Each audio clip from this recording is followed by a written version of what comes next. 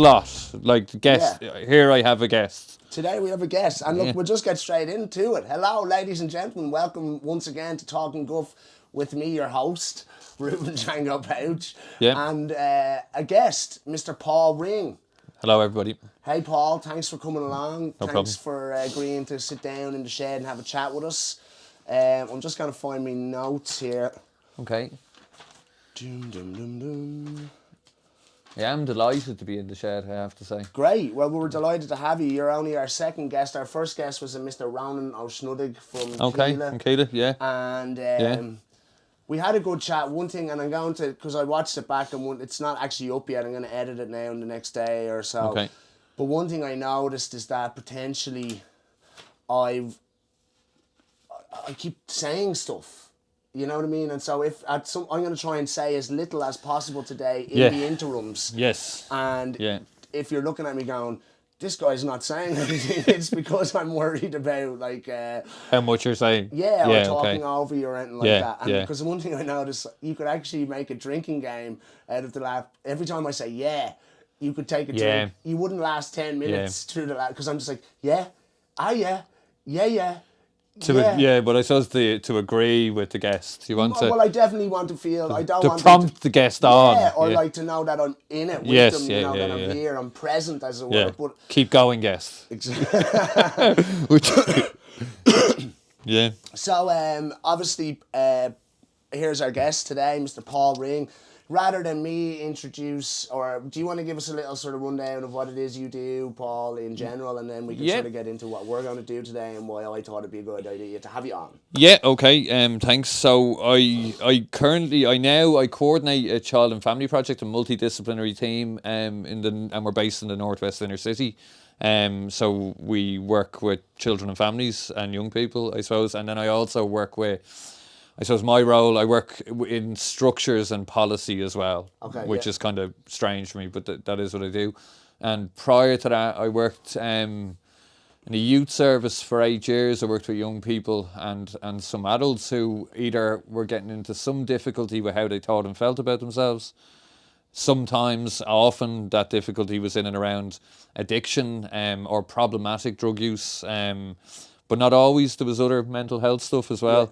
And sometimes it was just offending. So young people committing crimes and being caught for those crimes and then getting in trouble. And before that, I worked in schools, a primary school and a secondary school. And then also, that's kind of what I do to get paid, I suppose. And then I also write, and that's what I'd like to do to get paid, but nobody pays me for it, which is kind of annoying. So that's why we're here. Yeah. That's so that is. But then I sometimes wonder, would I like to get paid for it? Because then it becomes something else. I'd be writing for a kind of an audience, maybe. It's funny, because that's a real thing. That changes. Like, it's almost like, because writing would be an art form. Yeah. And so when you try to do that for money, it does change the dynamic of it entirely. And then I wonder, does that then affect the art you make, and if so, in a positive or negative way? Well, I was asked, and I don't, so my writing, I suppose, is more, it is maybe art now. Well, it's a creative endeavour. Yeah, but when I started off doing it was, and maybe it does kind of tie into this, or what we might talk about, when I started off doing it, it was a way for me to explore the things that I thought and felt. And when I was very young, I don't think I had any other way to do that. So I didn't have anybody, there wouldn't have been anybody I would have talked to about how I thought and felt. There wouldn't have been any spaces in my life where I considered things beyond playing football or hanging around, whatever the hell hanging around constituted when I was 15 or 16. So I wrote secretly, I suppose, effectively for many years. I wouldn't have been going on about it, but I wrote things, and in some way I used writing to maybe think about and explore how it is that I thought and felt about myself, the things that were happening to me and the world around me. And because I was thrown out of school when I was younger, and I'd always felt that You a youth development officer. thrown out. Yeah. When I was very young, I found it very difficult to be in school. But there was always kind of two things. One is, oh, and it was that kind of classic line that happens to an awful lot of people. Oh, you have potential, but for some reason you're being too horrible to fulfill that potential, so you're going to throw that away. So I think that's thrown at people an awful lot, particularly young people. Look, you could have done well if it wasn't for your personality, and now look, you're going to be ruined. And what I did was I hung on to the writing when I had jobs that I didn't like. I worked in petrol stations and supermarkets, and I hung on to the writing and the reading. I'm not just working here in this petrol station. I'm working here in this petrol station, but I want to write. Was how I kind of, I suppose, kept myself afloat. Because there would have been an awful lot of despair, I suppose. Despair. I would have felt like I wasn't able to cope with living, and being alive was too difficult for me, or navigating my way through the world was too difficult, that I was never going to have anything. I was never going to be able to pay for anything. And that I was always going to see myself as having not fulfilled any potential. So I wrote things to keep myself afloat. Do you know what I mean? I do know exactly what you mean. And now, over the last few years, I suppose that writing in that, it's not that I'm like, oh, now I have fulfilled my potential, but it's more that I have had for a number of years now a kind of a sense that, oh, I don't really want, like, my work is good. I like my work, and I get some sort of reward from that. And so I'm able to kind of see the writing as purely creativity or art. And to a lesser extent now, I use it to explore what it is that I'm thinking and feeling. Maybe I still do to a bit, but I'm much more focused on actually trying to kind of write a thing that is less about me or how I feel, and more about the thing itself. Okay, interesting. Yeah. I think that's probably a lot of people's, the root of a lot of people's artistic or creative endeavours is a form of escapism. Yeah. A way out. A way out, for totally. And I think it's way healthier than in taking drugs, which is also a serious, a sort of escapism. But a couple of things you touched on there. You said before that you felt like, you heard something along the lines of you're not fulfilling your potential because there's something wrong with you effectively, or you're a piece of shit. Yeah. Do you think that, and you would probably have more experience, because I know exactly what you're talking about. I've mentioned before, like, the term bad egg was a thing that went around when I was younger. And I think it's such a malevolent, sort of insidious term to use on kids, because surely any challenging behaviour that they're displaying is sort of a projection of their own despair or environment, etc., etc. Yeah. So I'm sorry, and then just for you to follow on from that, then, do you think that that's getting better?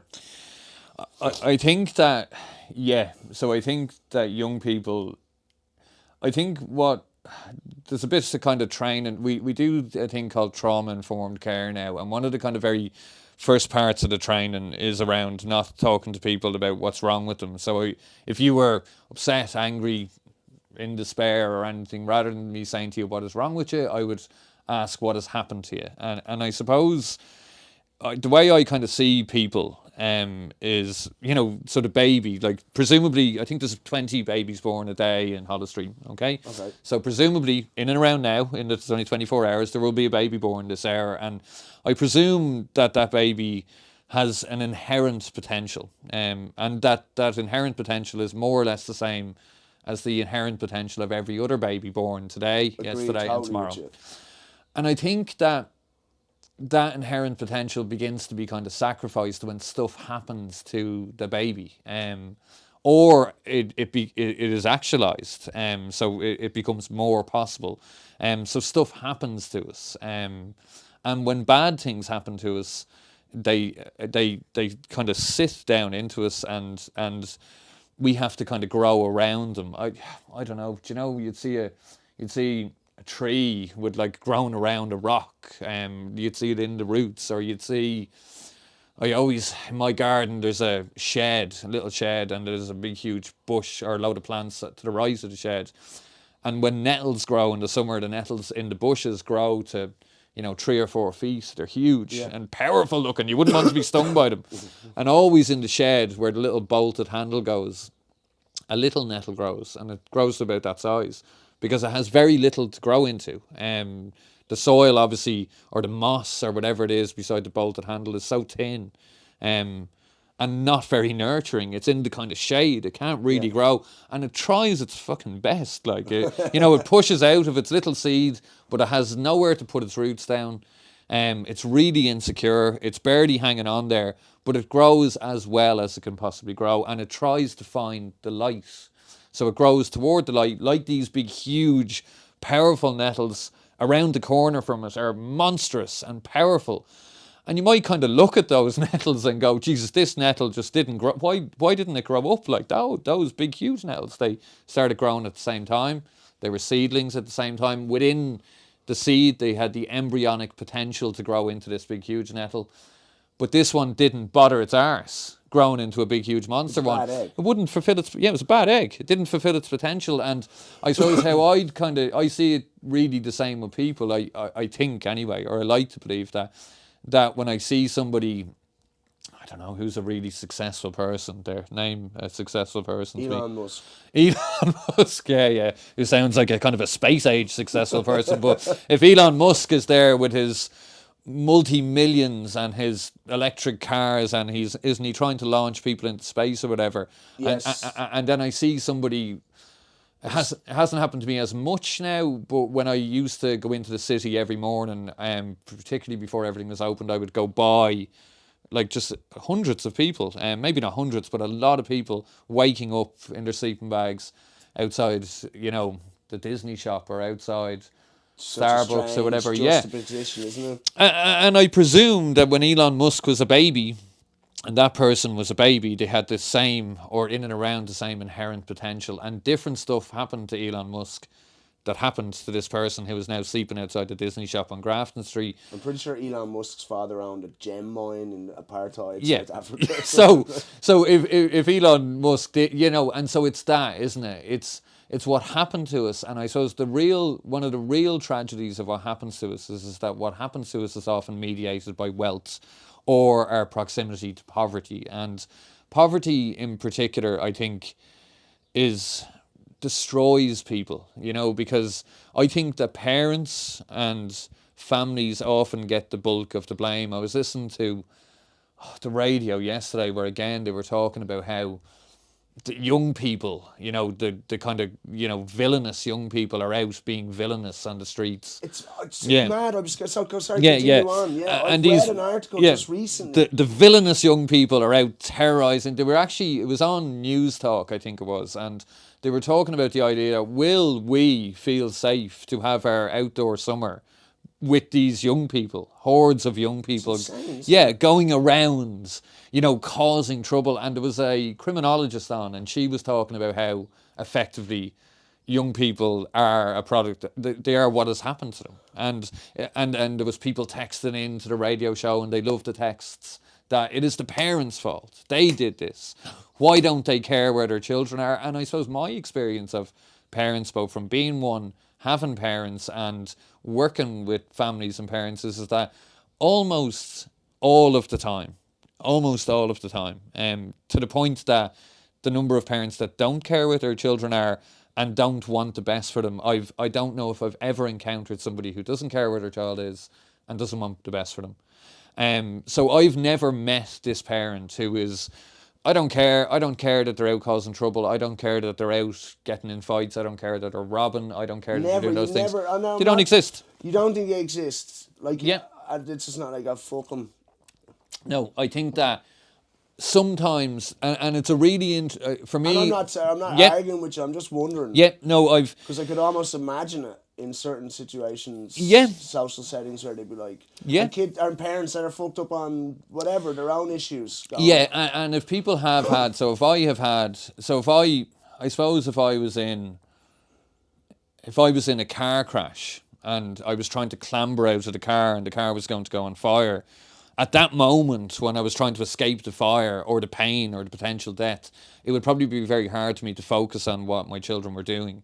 You know, if somebody asked me in that instance, where are your children and are they okay? I don't know, I would say. Like, I have to get out of this car. It's going to go on fire. And I think if somebody has had addiction or mental health issues all of their life or all of their adult life, that's kind of what it's like. I think now, and you know, I know neurologically, like, if I'm addicted to, or if I have a lot of drug use or a lot of alcohol use, my brain is firing in different ways. There are parts of my brain that don't work as effectively or efficiently, and there are parts of my brain that are in overdrive and that are working, you know, too much, I suppose, and particularly the emotional centers of our brain. And so I suppose, you know, parents, if you were able to get them out of that burning car, and if they were able to sit down and there was a moment of kind of peace in their lives, and you were to kind of really talk to them about what it is you would like for your child.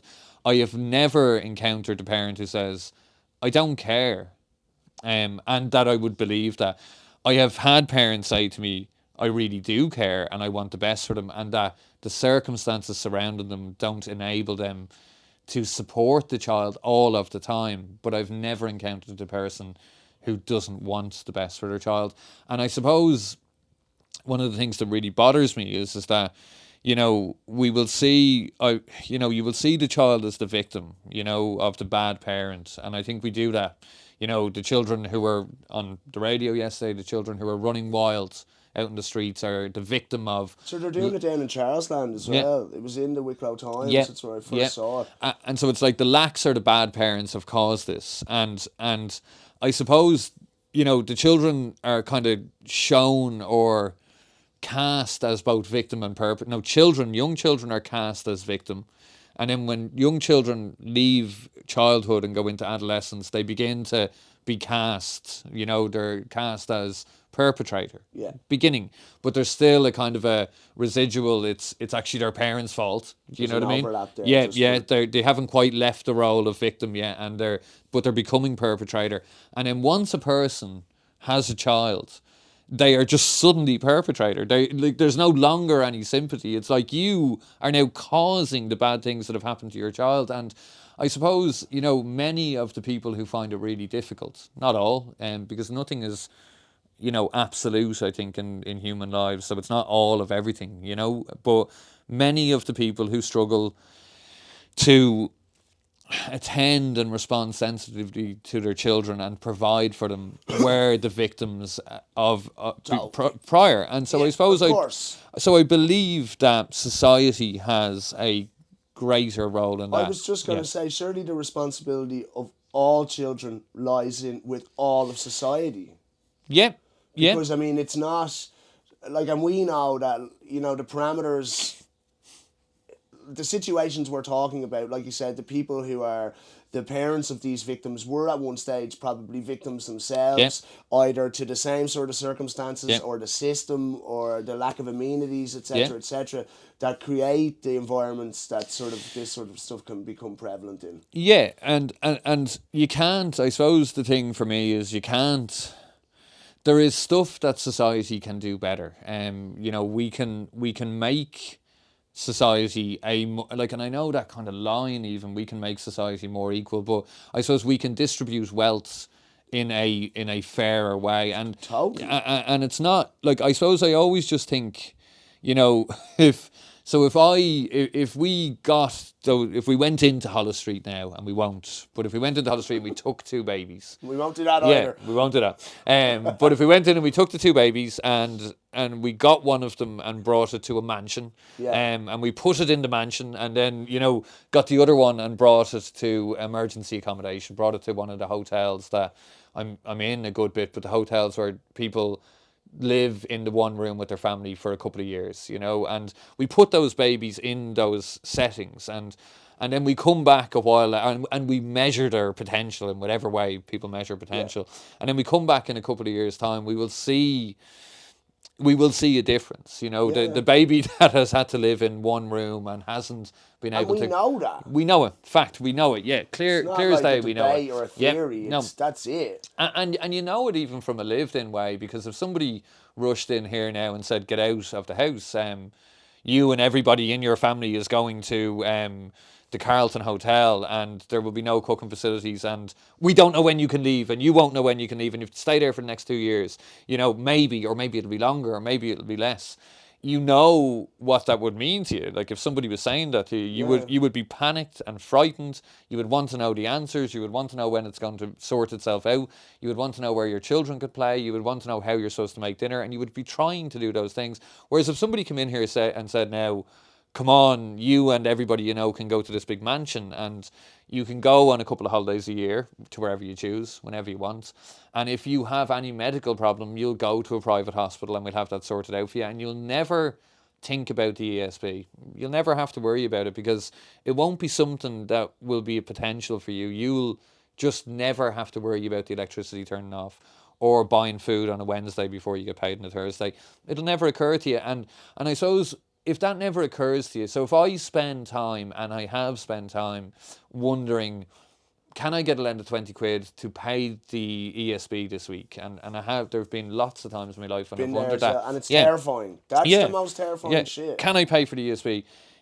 I only have so much space in my mind at any one time. And if it's taken up with all of those worries, if all of those worries are removed, does it leave space? What does it leave space for? And I presume it leaves space for more joy, more creativity, more positivity. Yeah, because I don't have to. The ESB never comes up. And well, he did say there already that a lot of these issues it depend on your proximity to poverty, and so even there, like I'm saying, because we don't live in a poor country, and I talk about this all the fucking time, and the disparity is huge. Yeah, and So even, like I'm saying, it rests with society. Even for us to identify that that's an issue and make sure that, people don't have to grow up in near abject poverty in this country where we have a big economy and small demographics and population and stuff like that. And so... And it's I suppose it's those things. So if we in the morning decided that people will not, and really decided that people won't have to live in homeless accommodation, if we just decided that, and if we... Which we should, it should and, be and, a no-go. And could, it will not mean that there won't be difficulties for children and families and young people. And particularly, it won't happen straight away.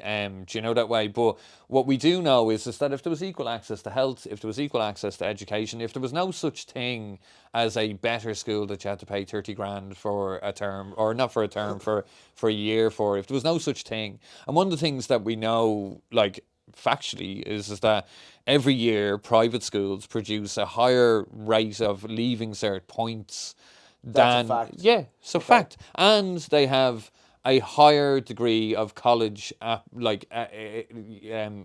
success, application success. So it's up really high. So what I know is as well that when whatever children now are in the private schools around Ireland, they're doing their leaving cert, they will actually score those points. I presume, the system isn't fixed, as in there isn't like a little private school stamp on the exam. So they are being scored those points. And what really bothers me is that if that was the potential, if those people were able to be provided with circumstances that, were comfortable, they were able to then get the 600 points in the leaving. They were really articulate at 17 rather than finding it difficult to articulate anything. They were, they were happy, articulate, really strong young people who you look at and think, oh my God, I was never like that when I was 17. How is this young person so well-rounded and well-developed?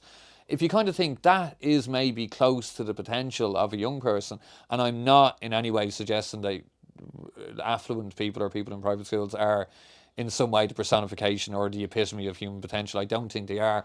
But what I'm saying is it's just a narrow... Well, provide the resources to everyone. It increases the potential for everyone across the board. And one of the things that we did do was... Do you remember... I don't know if you've ever had... I have a home... We pay for our ESB, pay as you go, and that came about after the 2008 crash, the austerity stuff. Like, prior to, when I was a kid in the 80s, when you were broke and all of that, your ESB wasn't turned off. The electricity board was a state company or a semi-state company. But even if somebody went into arrears, it didn't happen. You just were in arrears, you had to pay it off. It definitely wrecked your head, but you wouldn't run out of electricity. And after the 2008, the financial crash and things like that, they came up with a solution for this terrible problem that some people were in arrears all the time. So they imposed these pay-as-you-go meters on their houses. So now they can be without electricity. So I had my electricity shut off Yeah. when I had Louis and Zoe in the house, Yeah. and it was actually I was paying. It was because there was no overlap between the finances Yeah. sector of ESB and Electric Ireland, Yeah. say, who was Yeah. now a privatised subsidiary of the supply board. Yeah. And the electricity was shut off, and Yeah. they were totally indignant about it. Yeah, and it's like, I remember, I've talked to children who talk about what they do when the electricity goes and they have to wait 2 days for them to have money again to pay it off. And In I suppose, this country, yeah, you know yeah, what I mean? no ESP for 2 days, and it's something that you would kind of think. I remember somebody talking about, just the ways that they provide for the children still during those times that are regular, maybe not every week, but possibly every second week. And I suppose it's the message, it's not just not being able to cook, it's not just not being able to turn on the lights or the heating if your heating is electrically controlled. You're so poor, you don't even have this most basic Yeah. of thing that everyone in your Yeah, school has. you everything. come home, like imagine coming home and You've no fucking if electricity. little Reuben wanted to call around to your house, if your friend was Reuben and you were like, I would like to play with Reuben this afternoon, but I won't be able to today because there's no electricity. And then you go into school the next morning, and I presume you don't go in and put up your hand and go, geez, we've no electricity at home at the moment. Stigma. Because from a very young age that is shameful, and you need to keep that shame, and you need to bury it down. And I suppose it's those little bits of our experience that we get, and we kind of swallow them down, push them down into us and bury them. And it's those kind of lumps of shame that we have been given, and that have happened to us, that I suppose it's as we grow around that shame, that fear, that anxiety, and that kind of feeling that we're not good enough. I think those are the things that shape who we become. And for an awful lot of us, for an awful lot of people, I think it's those experiences that are effectively the hole in us when we're older, that we try and, when you're not sure why you don't feel good, or you're not sure why you aren't good enough, or things, just aren't working out, and it's almost like there's some black space, or there's some blank redacted part of you that you just don't understand, and you just don't know how to make yourself happy, or you don't know how to deal with it. I think it is those things that we have had to grow around, those really difficult experiences that we had no way of talking about, but they were so small as well, but they repeated that so often that we have just learned that there's a part of us that is shame. We've learned that a part of us is anger and not good enough. We've learned that there are things about ourselves that we aren't allowed to speak of, and we aren't allowed to bring out into the open. And I suppose, I think for some people, the truth isn't good enough, and I think that that's kind of an awful way to be. That if you live, and if the truth of your experience, and the truth of what has happened to you, and the truth of how you feel is something that you aren't able to say, so you have to try and tell a different story about yourself, and yourself that, well, this isn't kind of true. You know what I mean? Yeah, I mean, something I promote all the time is to totally be the truth, including all your flaws and traumas. Yeah. And it's funny what you're saying there is like, I definitely am a person who is holding on to trauma from when I was younger, growing up in a dysfunctional situation with my old man, who was a total tyrant. Yeah. And I've been to loads of counselling, individual individual counselling, but also when I did the couples counselling, your sort of past trauma comes into it as well, that sort of stuff. And one thing I find really frustrating about my situation, and it's just personal, like I'm not saying wow is me or anything like, but just for my own personal journey, is that I can understand that I have this trauma. I can almost identify the incidents or the type of environmental shit that created it, but I find it really difficult to get closure on it. And like you said, I know exactly what you're feeling, where it's just like, why do I feel like I'm just not with it, or I'm just not clicking? And that's one thing that I find really difficult. And then obviously I employ poor coping mechanisms. I smoke weed, And in fact, maybe we'll segue into what we were going to Yeah. say about, we were planning on discussing toxic behaviours. Yeah. And thanks for touching on your book, actually, because I was going to say that anyway, because Len, who I used to do the podcast with, wrote a book. I referenced you in one part of that. But with all of that, and you know, one toxic behaviour we're going to talk about up front is sort of drug abuse, or what you said, because I like the way you said addiction, but then you corrected yourself and said problematic drug use. Yeah. Okay, yeah, very good. So so when we talked about this and we'd said toxic behaviours, I kind of looked up there today, and yes, I just the word toxic, and so it's something poisonous, you know. So I'll just leave that for a second. I was thinking of that, and then drug addiction. I prefer the term problematic drug use. Well, it's funny, I just, because I did a thing as part of actually a community service for hot water that I got myself into that was tied to my drug addiction, but they wouldn't use the word addiction. Yeah. And I got that. As soon as they said it, I understand. It's sort of, it's stigmatic, it's nearly derogatory in a sense. Well, there's another way of kind of thinking of it, you know, if... Like, I suppose the kind of problematic drug use, I suppose, maybe kind of frames it in terms of not kind of judging your decision or not to take a particular drug. And it also doesn't kind of maybe put some drugs in one place and maybe alcohol or like prescribed benzodiazepines in another place. Okay, so what I kind of think of is the idea that if I'm taking something, so if we take it that a drug is anything that we take into our bodies that changes how we think and feel, right? I love that. That's one thing that I took away from our conversations from years ago, or it's one of a few things. I'll never forget that. The drug is something that we put inside our body to make us think or feel different. Yeah, and so if me doing that is negatively affecting some part of my life or more than one part of my life, so if we kind of think about then my relationships with other people, which can be really beneficial to a person if we kind of accept that having positive relationships with other people is good for us, and we kind of do know that. So if my drug use is affecting those relationships badly, well then it's a problem. The drug use is problematic. If it's affecting my money badly, if I'm spending money on alcohol when I should be buying electricity or food, or if I should be paying rent. So if it's jeopardising, I suppose, those basic needs that I have, in a way, if drug use has replaced those basic needs, which it can oftentimes, you know, it can be... I do that myself. Yeah, it can be a hunger. I've done that myself over the years, and even I always pay my bills and pay my way and everything that needs to be sorted, but some weeks I spend nearly then all my excess income on smoking weed, and then some weeks I even almost do a little bit of a dodgy dance where I barely got this thing sorted, or it was actually I left that person 10, 20 euro short. Yeah, and that... And I'm 36 years of age. Yeah.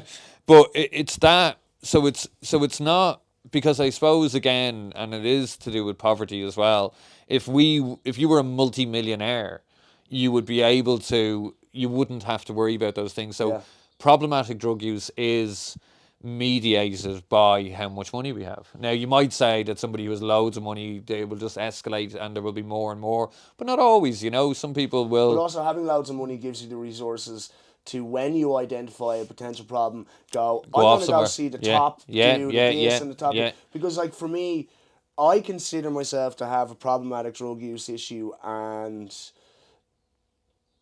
it's smoking weed, and people might be like, "Oh, well, smoking weed? Why don't you get a proper drug addiction?" No. It's more that, like, I am consumed sometimes by the need to always have the weed, or you know what I mean.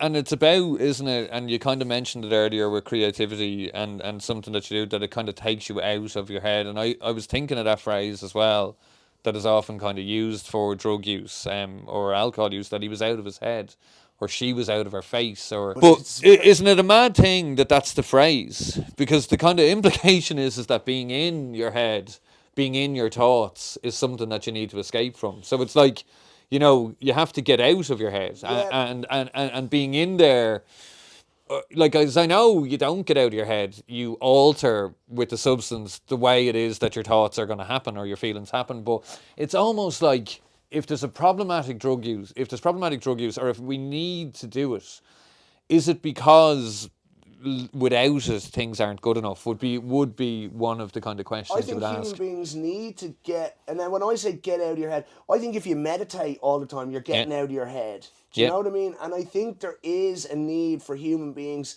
to disconnect from the sort of humdrum of it Yeah. all.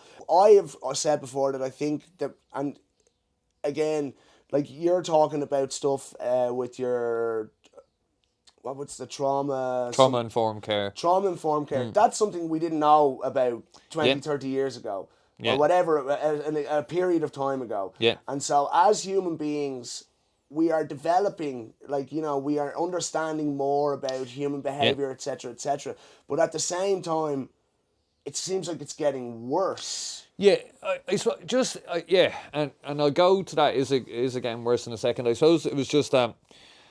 Like, I'm not suggesting that drug or alcohol use is always bad, and that desire to kind of, you know, become intoxicated or leave is always bad. Oh, sorry. In fact, do you think we've replaced the need for like these sort of meditative, progressive ways to disconnect from the humdrum? Have we replaced those with the likes of drugs and stuff like that? No, I think that the risk with drugs. So if your way of getting out of your head or relaxing or, you know, pushing away the kind of worries or litany of thoughts that are going through your head was meditation, okay? And then something really bad happened to you. And your way of coping was meditation. So you began to meditate more. If you're like, Jesus, you know, I'm not going to go to work this morning, I'm going to meditate for an hour. Yeah. And actually, you know, I'm not going to go out now this weekend, I'm going to meditate all weekend. The impact on your physical well-being would be probably be positive enough. You know, it's not. But if my way of coping with the world when there's nothing bad happening, if one of the things that I like to do is get a bottle of wine on the way home from work, so if I get the bottle of wine on the way home from work and I'm okay, and not, if something bad happens to me, and my way of kind of coping with the world is already drinking, when that bad thing happens to me, I might increase the amount of alcohol use, you know? And it's that kind of thing that, like alcohol use and drug use, if you kind of imagine happiness or contentment is the place we're trying to get to, okay? And if we imagine happiness and contentment, if we imagine me and you are standing on one side of a housing estate and there's a big ring road to get to the house we want to get to. We want to go to a house on the other side of the housing estate and there's a big, huge, long road to get there. Or we can go this shortcut, and the shortcut is through a field and over a back wall and so on. You know, if we need to get to that house quickly, if it's an emergency, we'll go the shortcut. We'll run across the field, we'll get over the back wall and we'll get into the house. We won't go the long way around, you know. And I suppose drug use is like that shortcut to happiness or contentment or peace. Yeah, it's our neurological pathways. Yeah. We just sort of shorten Quicker, them. It's yeah. quicker. So if I'm... It's a false economy, though. If something bad happens to me and I know, okay, if I smoke, you know, and even that brief thing, you're in work, let's say we were working in the biscuit factory and the boss is telling us we haven't put enough custard in the custard creams and he's wrecking our head. So me and you go, we'll go out for fucking smoke. So we go outside and we quickly smoke. We have, as soon as we inhale it, the nicotine makes dopamine. That dopamine makes us a little bit happier. So as we're out there smoking on our break, we're a little bit happier. Yeah. It's kind of the stress, you know. He was holiday. Yeah, from he the was situation. wrecking our head. Nicotine, bit of dopamine. I'm fine now. I go back in, but I'm also, haven't I, sucking in the tar and everything else. So it is.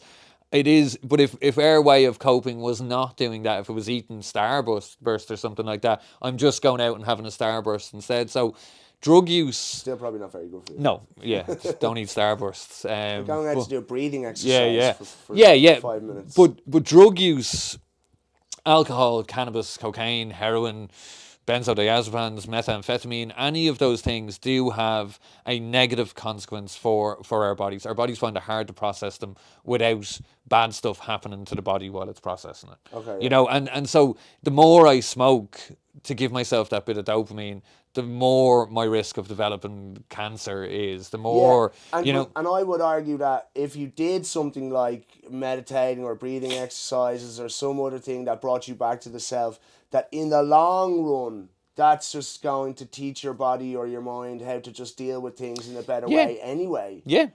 But Whereas the drug abuse or the shortcut, as you say, is just going to...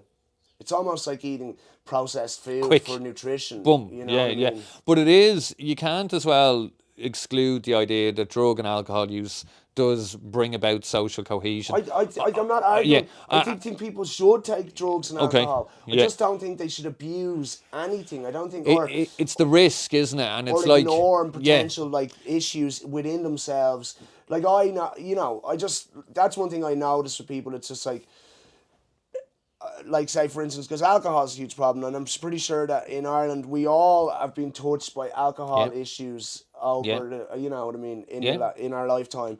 And one thing I noticed is just like, yeah, the alcohol is the tool or yeah, the vehicle, but what's really going on is you're not dealing with this yeah, problem you yeah, have. yeah, Whatever your yeah.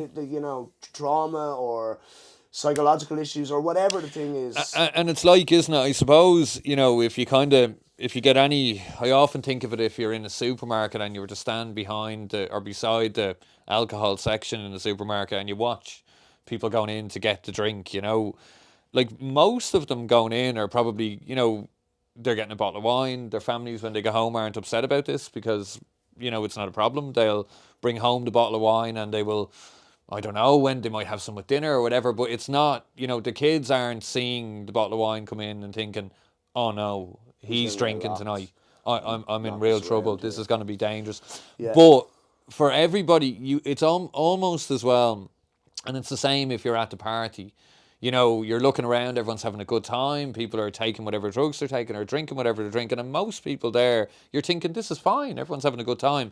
But it's probably true that you won't recognise the person in the supermarket who either he or she or their families are really frightened now because what has happened. He or she has given up. They've gone, fuck it, I'm just going to buy drink today. And when their families, when they see them bringing home drink, they're going to be really panicked. And equally, when you're at the party and everyone's laughing and singing, you're probably not really seeing behind how, for one person there, probably, this is a really bad thing. And what they're doing, they know they won't be able to stop tomorrow, that it's causing real harm to them, and they're really upset about it. And they're laughing now, but they're going to have to pay the price tomorrow, And so that's the kind of thing. Do I think you were asking me whether people do it more now and things are getting worse? I just think that, like, and I said before, we know so much about being human beings, but we are continuously creating an environment that's unsuitable for the human spirit, in my opinion. And therefore, we sort of are becoming more disconnected from sort of humanist spiritual ideals and practices. And so, in tandem with that is sort of, because I think we take more drugs now than we ever have. We can make more drugs now and access more drugs. It would have been very hard for two people in Bray, County Wicklow, to get weed 30, 40 years ago, 50, 60 years ago. Impossible. So I suppose one of the things about kind of globalization is that anything that's possible on the Boghall Road is probably, anything that's possible in Sao Paulo, it might be possible on the Boghall Road as well. Yeah. Or in, I don't know, Sydney, so people, anything that happens anywhere in the world can happen anywhere in the world now. But and then there's the synthetic drug use and the internet and people ordering it. But do I think that, I don't think that progression either negatively or positively is linear. So I don't think society is either getting all better and will continue to get all better, or is getting all worse and will continue to get all worse. I do think the climate crisis probably will mean there's a kind of a stopping point in terms of progression, and things will get worse for large groups, and they are getting worse for large groups on Earth already. But there's going to be climate change refugees soon. Yeah, and there are already. There are, like, I mean, I know that in Bolivia, I know that in places in Central and South America, I know that their environmental existence is jeopardized. There's places are literally going underwater. But we, because we live in a rich enclave. We live in an island in Western Europe, so we live in an island enclave. Like when you walk by like a gated community, and you think, oh, look at them in their gated community with their big fancy houses. Like Ireland is that. We are a gated community. We police those gates. We don't let people in. We give out about anybody who gets in through the gates because we think they're trying to get our stuff. No matter how bad it was outside of those gates, so we are in that gated community, in our gated mansions with all of our food and our shelter and warmth. But I do think that, I suppose that I think that every generation kind of grapples with this idea that modernity is bad. You know, like rock and roll music was going to destroy the children. Now the internet is. The television was going to destroy at the start. The name and devil era when the television came to Ireland. I can't remember the exact quote, but he talked about how he was, nervous of this. Okay, yeah. People, like, we're going to have radio television era now, we're going to have RTE, and this could be, like, the end of our society, we're in real trouble here. I talk about it, definitely. I think obviously technology is amazing and has had so many positive implications for the human race, but I also think, and that's interesting you say that, I wonder then, am I just scared of modernity? But I'm looking at it going, how can it not? How are we not hurtling towards some sort of weird dystopian Ready Player One situation? Yeah, and wasn't it, I don't know what episode of The Simpsons it was, but Homer Simpson says, music peaked in 1978, and nothing has been good since then. And it's like every generation is afraid of what's going to come next. Yeah. And when we lament the 90s. Yeah, where wasn't everything perfect? And I do, like, so I know that social media and all of that sort of stuff, it must be bad for children, because we all know that, because we didn't have it when we were younger. So we're like, the internet, they're exposed to the internet. All these things are bad for them. However, I also know that people were like, oh my God, about our generation, look what's happening to them. Think of the poor children, So I don't know that it's just one track of linear negative progression. I don't think everything is getting worse. I don't think everything is getting better. I think that within a kind of a mishmash of experience, individuals are finding it. They're finding a way to navigate the society to find themselves in, and others aren't. I think that, there is probably, like, Ireland is a low crime society. Ireland is a low, violence society. And one of the things we've always known about crime, violence and things like that is that in the last 30 years, the rates and incidents of crime have gone down, but fear of crime keeps shooting up, do you know? Okay. So we're really afraid. Facts. Yeah, we're really afraid of bad stuff happening to us. And, we were moving recently or looking for a place to live.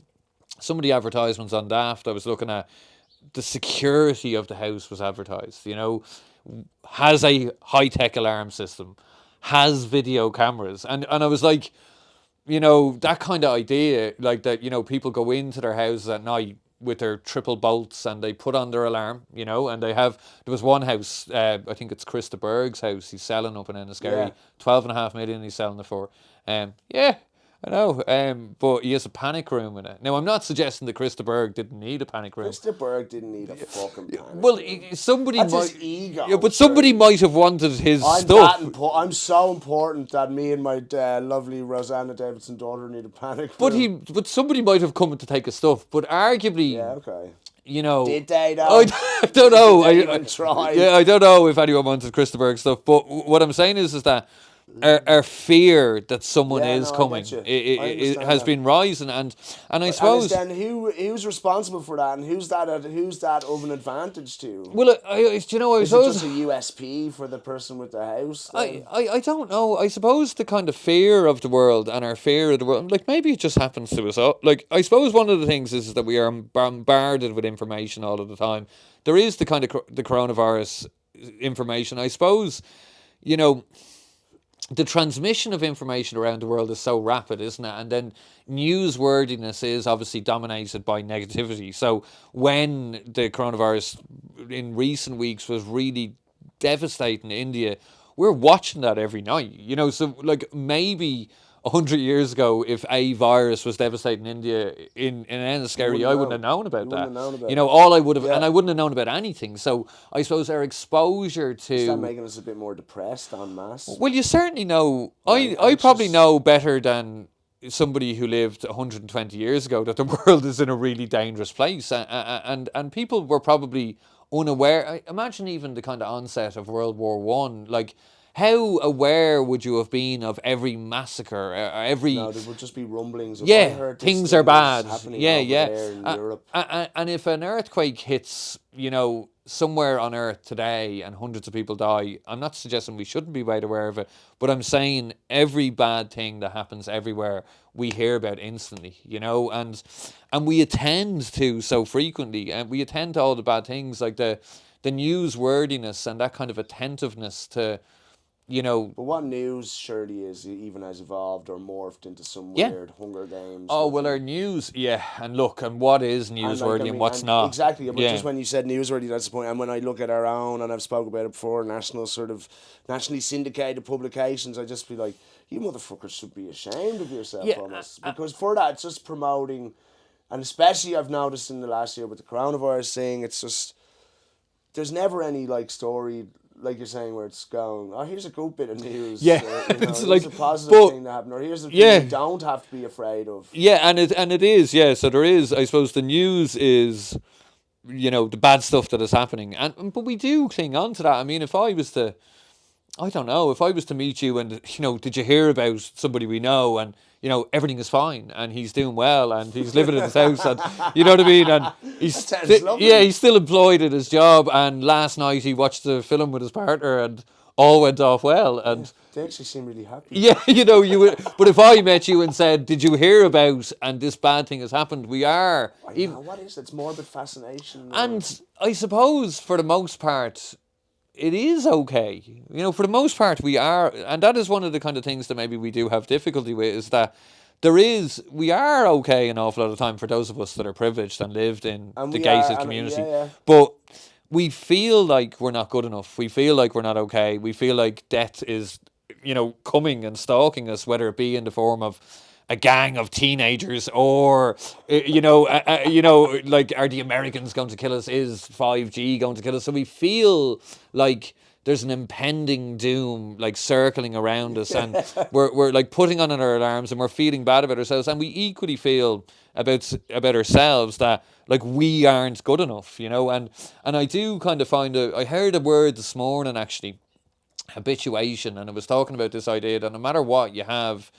if you thought the thing was going to make you happy, once you have it, you are just habituated to it, and then it doesn't make you happy anymore. So there's no succeeding. You know, if we win the Euro Millions tomorrow, 3 weeks from now, you'll be like, you know, like, you'll be in Christaberg's house, but you'll be like, you know, I'm sort of fed up, and, you know, I don't really know why. No, this. But then I'd be like, I'll tell you, I'm going to get €150 an hour therapist. Yeah, but then, like, I think being go mega to a rich. spa. Yeah, I know. Yeah, sure. Like, that's what I think as well. I think, but sure, I would just then, like, pick which holiday to go on, and I would just go on that holiday or buy another thing and just race along in it or whatever it would be. But, you know, it is that idea. There was a lot of research around the idea that once you and if we're only talking about the Western world, once you earn in and around €70,000, and that's in a couple as well, if you have €70,000, any more money will not have any appreciable effect on your level of contentment. I would have to argue that. I would have Yeah. to. I would just have to say, like, and again, 100 money million. doesn't buy you Yeah. happiness, but money buys you power, knowledge. Yeah. Wealth is power, Yeah. wealth is knowledge, and Yeah. like, you know, the ability to do shit. Like, if I'm going, I'm really unhappy with this situation, I wish I could just concentrate on making the podcast, or, you know what I mean? Well, you'd be able to. Yeah, able to do that then. But, like, would you be? Do you remember what was And I'm it? not saying that would make you happy by default or whatever, No. but I'm just saying, surely the parameters for being happy are increasing. The odds are getting better. Yeah, you would think. When you can execute things. Less bad stuff could potentially happen to you, but you remember? But it's not that less bad stuff could potentially happen, but more positive stuff could Yes, potentially happen. you could to bring them about. I understand, you know, it's not going to stop me dying from cancer, or, Yeah, you know, might. I mean, it might, in Yeah, fact, yeah, we yeah, say yeah, it, but you know yeah. what I mean? It's not going to stop me getting hit by a bus. It's not necessarily No. going to stop me, you know, having shit relationships or this No. sort of stuff. Do you remember at the end of There Will Be Blood? Do you remember Daniel Plainview had gotten he had the bowling alley in the house? Do you remember him? Sort of. I'm not that, funnily enough, and this might seem controversial to people, I'm not the biggest fan of There Will Be Blood. There we go. But he's just the person who succeeded but was never happy, and Yeah. he has the bowling alley in his house, and he smashes the priest's head Yes, in with I the bowling remember ball. that. But he's by himself, and he's chased everybody away. Now, I'm not suggesting that you would be Daniel Plainview and you would Yeah. get your mansion and then everyone would be chased away. But what I'm saying is that if Fucking grim movie, isn't yeah, it? it is grim. But, like, yeah, he's a good way about him in Yeah, it, you yeah. know. But I just think, you know, when I was thinking of the word, when you were saying we look at toxic behaviours, right? And then I was looking at the word toxic and I was thinking it poisons something, okay? And I was thinking then, obviously, a toxic behavior, if we kind of remove the idea that drug use is actually a toxic substance, like it is causing harm, but if we kind of accept that, you know, harm is being caused to our bodies anyway, and we're going to die anyway, and there's other vagaries that can influence our physical health. Loads, the food we eat, the phones, whatever. And if we accept that toxic behaviors aren't just that, like, so if there's other stuff, it's, you know, how, you know, you have to always be right in a conversation with your friend, or you will not talk to women when you're, you know, you can't speak to them because you can't see them as whatever, you know, whatever behavior that is causing you harm. I suppose I was kind of thinking then, it almost implies that we would be perfect, wouldn't we, if it wasn't for these kind of bad things that are poisoning us, and that there's some inherent potential to just always be content and happy. And I suppose I was kind of thinking that, you know, maybe existence is, like, you keep going, don't you? Because you want to achieve more. Like, you want to get the next thing, and that's what gets you up out of bed and makes you make connections with people or do things. And if you suddenly thought to yourself, I have it all, I don't need anything else, you can imagine how you would stop kind of pursuing more, and how, I don't know, like, would you be doing this if you had a mansion? Yeah, 100% I would be. And I don't think that necessarily the attainment of stuff is going to stop you from wanting to keep going. Or like, if Chris de Burgh rang you now and said, have my mansion and my millions. Yeah, it's great. I'd be really happy with that. The point I'm trying to make is that no matter what, you're never going to be impervious to bad things or tragedy or shitty parts of life. That's just part of life. Because it's a duality. It's both tragic and comic. Yeah. But I think that if you have certain resources at hand, i.e. money and accommodation and none of those worries, that you can concentrate more on the comedy of life. Very good. I mean? Yeah, that's really nice. It just doesn't have to be all fucking tragedy. No, I fully agree. I suppose, though, there is just that idea, though, isn't there, that, you know, we are the Chris de Burghs. Ireland is, we're all living in Chris de Burgh's mansion. Yeah, but we're not. Like, and I understand what you're saying. Like, I feel blessed and privileged, and I go out every day. Like, look, we're sitting on a nice couch with our microphones and our camera and our light, and I have the ability to go out and work every day. And I understand that you're saying we live in a gated community and we are so much better off by default than so many people. But one thing that I won't agree with on that sort of idea or statement is that it's better in this gated community for some people. Yeah. And I mean, it's better for me, but there are people that above me again. But more importantly, there are people below us. Okay, that's really good. So, like, that kind of idea, isn't it, that if, like, do you know this kind of thing that is trotted out over the coronavirus, we're all in it together, we're not, and that, but like, I just want to put my fist in my and like, we're clearly not. I did hear a good version of it, that it was like, no, we're all in the same storm, but in completely different boats. Right, do you know that way? Which is much nicer, because yes, it's happening to everybody, but some people are in yachts and some people are like trying to kind of paddle along. You know, people are hanging on to a plank of wood. And so that's much more accurate. But there is something around until everybody is safe from it, nobody is, and I suppose that is true. I think there is something so horrendous about.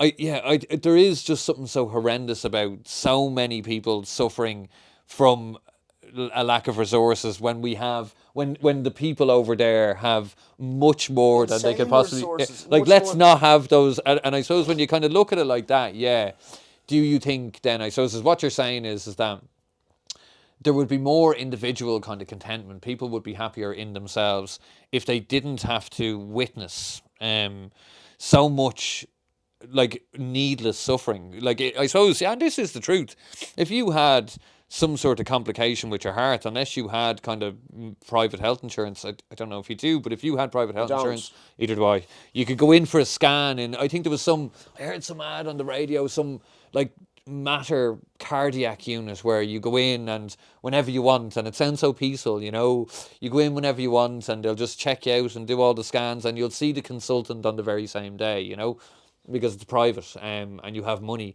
And then if that happens to somebody without it, if they think it's not even, they can't even think, is there something wrong with my heart? They have to actually have something wrong with their heart. Yeah. And then you have to go in and wait and sit around and I have wonder. something wrong with my heart here, right? And where is there a consultant? Where is the consultant and where would he be? And the thing that really bothers me about the consultant, him or her, is that, and it's not individual consultants, but the structure is that the consultant who is seeing the person on the day that they go in the Matter Private or the Beacon or whatever is actually the same consultant who works in the public hospital. Okay. Yeah. And the reason they work in both of them at the same time, but just this person always gets seen first. And I think like it's just really like a real clear example of how demented the system is, where it's actually the same resource, the consultant and their knowledge, and the equipment that they have around the place. But that consultant will see these people first, and that consultant will provide emergency or preventative care and information and a health plan to the person with more money first, whereas this person just might not get it, and they might fucking die. Well, probably will die earlier, and there is actually no other reason other than access to financial resources that this person is seeing first. And I suppose you can't help but think that dividing up and deciding who gets to have the cardiac consultant see them first should not be based solely on how much money they have in the bank. And that's what it is. That at all. No. And that is the only division of healthcare that I can see on earth. It's not proximity, because Ireland's small enough that you can get anywhere. If I was living in Sligo, I could surely get to the Matter Private. I don't know if they have private hospitals in Sligo, but probably. But, I suppose that idea, you could get there. So it's not proximity. It's not the availability of the medicines. It's not the availability of the knowledge, the experts. It's actually how much money do you have in the bank. And if you weren't walking by people through Dublin City or through Bray who are like literally sitting on the side of the road suffering, and they don't have enough, they've nowhere to go that night, they've no shelter, they've no food. If that wasn't happening, it would be easier to not despair as much about how humans treat each other. Not only is that happening, but like our system, like you said there, we're in the middle of a pandemic, and aren't we all in this together? Yeah. And no, we're not at all. Like, sure, let's be real about it, Leo. Like I take pot shots because Leo actually put a photo on Instagram of him and his partner enjoying a steak dinner box, and it even said in the paper, just to show us he's like the rest of us. Hold on, let's talk about the 10,000 plus people who were living in temporary accommodation. Do you think they're sitting in a 2-bedroom apartment for their partner eating an €80 steak dinner box? Of course they're fucking not. No, and it's that, but it is that thing, and I suppose I do kind of hope that I like to see the government at the moment scrambling around, because they're scrambling around because they have, I think there has been, particularly in relation to housing, a tipping point. I think that it is... Because it's a disgrace. It is a disgrace, but it's become apparent now that, like when I was a kid... Like, they're evicting people now. Yeah. All over Dublin. In Ballsbridge, Richmond Street, Dunleary. That's happening. Oh, definitely. And, a couple of months ago, whoever they are, some massive private investment company they're literally buying up whole housing estates for a bill to rent for families to own. Well, do you know what they even do, which is, I think, is more kind of twisted? That kind of whole idea of the large investment vehicle coming in and buy the housing estates. Do you know who they actually rent them back to? The local authorities. So they will rent them back to the local authority at a 25-year lease, and then they still will own it. The local authority won't own it after 25 years. So what's actually happened is a house... That is fucking insane. Mental. Yeah. So a housing estate gets built in Ireland, and it is fine. It is bought then. Money from elsewhere comes in, swoops in, buys the entire thing, and then rents it to the Irish government or a part of the Irish government, the local government, and then they rent it or provide it to people who require it. Probably at a loss. Yeah. That is exactly what it is. So we have managed to contrive a system whereby we are actually buying, so somebody can come in, like investment vehicles can come in and buy all the houses, and then we have to rent them, the Irish state has to rent them off this investment vehicle that exists somewhere else, so that it can put its citizens in it. And I always think that, if we were to come into an area, if we were hunter-gatherers, and we decided to finally settle down and not, not be nomadic anymore, not transit around the countries. And we thought to ourselves, let's settle down. One of the things we would have looked for water, so we would have settled by the Dargle River. We would have looked for like access to food. So, can we fish here? Can we hunt food? And the next thing we would have done was said, we need to build a house or some sort of shelter for everyone.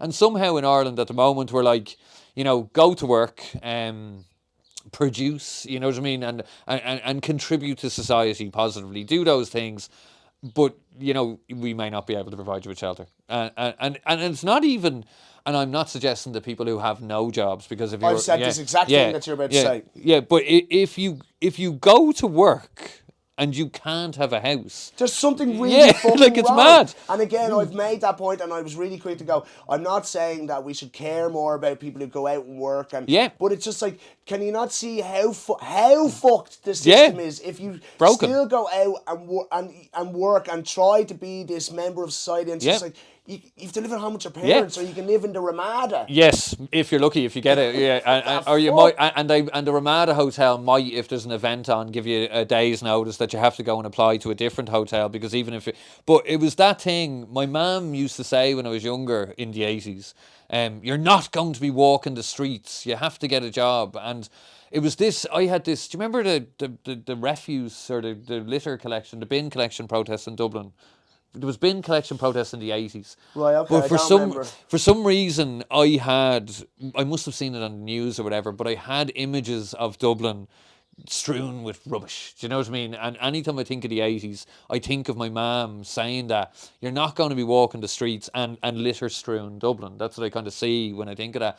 And for me, it was this kind of, it was like she was saying to me this one thing, you have to do something. Do you know what I mean? You have to work. You have to go to work. And I've always had that in me, that I better go to fucking work. No, exactly. And even when I was not in school and when I was working in petrol stations, it was horrible. But I had to get up and go to work. It was like this mantra, I better go to work. Oh, I better have a job. Even if it's a shit job, I better have a job. I better go and do it. And I suppose now at 41, like I'm like, it was my mum's fault, but that became an untruth. It was true then. Well, if these people had to work, how do they still have to live in shit? Yeah, but I know that my dad was a carpenter, and there was no money in the 80s, but they were able to get a house. They were able to afford to get a mortgage on a house. I was born in 1980. I don't know if I think we might have moved there in 1981, I think. But my dad would have been like 20-something, 21. My mum would have been 20. Wow. And they got a mortgage on a house. Mad, and it was 20-something thousand on one salary that would have been like, not a secure salary. Nobody was saying to him, like, do you have a job for life? Do you have a pension? Do you have any savings? Where is your this, that and the other? He was able to get he was able to get a mortgage and live in a house. And same as my mum, she was a dressmaker. Yeah. You're talking about people who did stuff. Because when you did stuff, there was this thing, if you work with your hands, you never go hungry. Yes, yeah. Bullshit, yeah, it's not true. Not true. If you work with your hands, you probably have to go to a food bank. Yeah, and you might well be really hungry, and you definitely won't be able to afford a house. And I suppose that became untrue as we grew up. And there's another image, if you let me, that really kind of sticks with me. When I was a kid once, coming over the Dargle Bridge, I was coming from Super Value now, but I was crossing the little islandy bit there, and I found a £1 note. My ma had the buggy, so my sister must have been only a baby, so she had the pram. And I found this £1 note, like, in the gutter, like, literally. But I was like, £1! You know what I mean? And my mum let us get cornettos, me and my brother. And, like, I remember just being like, I still remember it. I still remember going into the shop and we were able to get a cornetto each during a random day, like a Wednesday. It wasn't even the trip to the beach in the summer. It was just like a Wednesday. Here's a cornetto. And I suppose I kind of think that we accepted back then that you mightn't be eating cornettos every day. And after eights and Viennettas were pretty fancy treats, that way. And somehow, Viennetta, like, we had a Viennetta for Christmas, like that would have been the dessert, and you'd have been like a Viennetta, a romantica, Jesus. But at some point, but you could buy a house if you worked in a job, and at some point, it got flipped around. Now there's no child that is finding €1 and thinking, "Can I have a cornetto?" Yeah. Do you know what I mean? They've had one. They've had 12. They've had magnums. They've had, and even a Viennetta is not a fancy treat, but they will not be able to. They won't be able to grow up, for the most part, and go to themselves, I grew up in Bray. My friends and family are in Bray. I went to school in Bray. I might get a job in Bray and live in Bray.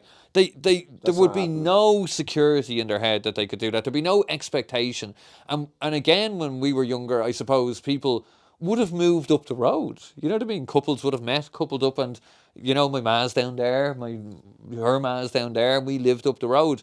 That does not happen now. Now you can eat as many magnums as you want all day long. You can eat magnums.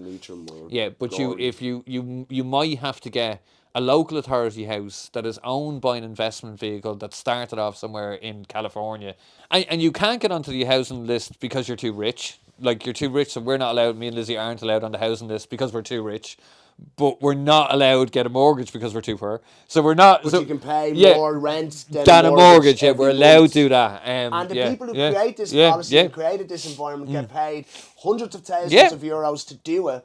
Will leave with a mad pension. It's fucking surreal. But I loved as well watching them with their comments when that housing estate was bought up. Like, Micheál Martin was like, how is this? Like, this is terrible.